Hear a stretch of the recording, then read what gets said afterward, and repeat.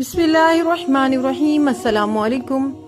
नस्लों को बखत लगाने के लिए, अपनी औलाद को संवारने के लिए, ज़माने में फैलने वाली बीमारियों से महफूज रखने के लिए इस दुआ का एहतमाम करें। अगर आपकी औलाद नाफरमान है, आपका कहना नहीं मानती, आप चाहते हैं कि बुढ़ापे में भी वो आपको वही अहमियत दें जैसे बचपन में देते हैं, तो इस दुआ का एहतमाम कीजिए।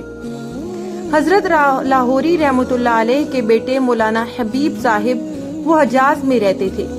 वो बाप की कापी थे और इनके बारे में मशहूर था कि ये थर्मामीटर है, हलाल और हराम को एक पल में बता देते हैं। किसी ने हजरत लाहौरी रहमतुल्लाह अलैह से पूछा कि हजरत आपकी औलाद इतनी नेक दरवेश, इसकी वजह क्या है? फरमाया, हलाल खाया और हर नमाज की अत्तहियात में रब्बी जअलनी के बाद ये दुआ पढ़ी है, रब्बना हब लना मिन अज़वाजिना व ज़ुर्रिय्यातिना क़ुर्रता अयुनिन वजअलना लिलमुत्तक़ीना इमामा।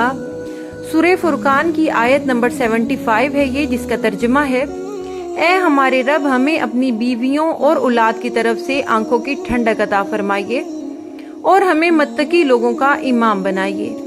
ये दुआ इस यकीन के साथ पढ़ें, मौला अगर मेरे बेटे की, बेटी की, मेरे घर के किसी भी फर्द पर कोई आफत आए, शादी की बंदिश है, रिज़्क़ की बंदिश है, सेहत की बंदिश है या कोई परेशानी आजमाइश है, ए अल्लाह मेरी आंखों को ठंडक तूने ही पहुंचानी है, तो मौला ऐसा कर, तू आंखों को ठंडक पहुंचा दे। याद रखिएगा, हमेशा मजदूर को मजदूरी पहले मिलती है या आखिर में मिलती है, और अत्तहियात आखिरी लम्हा होता है इबादत का।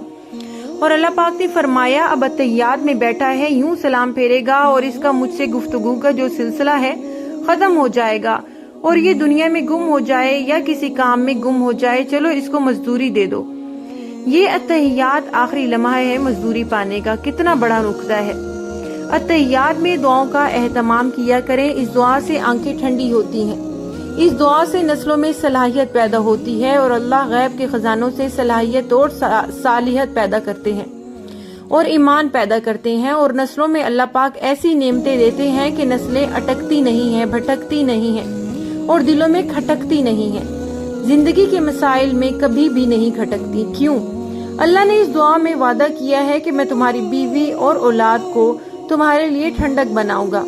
ठंडक इस वक्त बनेगी जब ये मसाइल नहीं होंगे।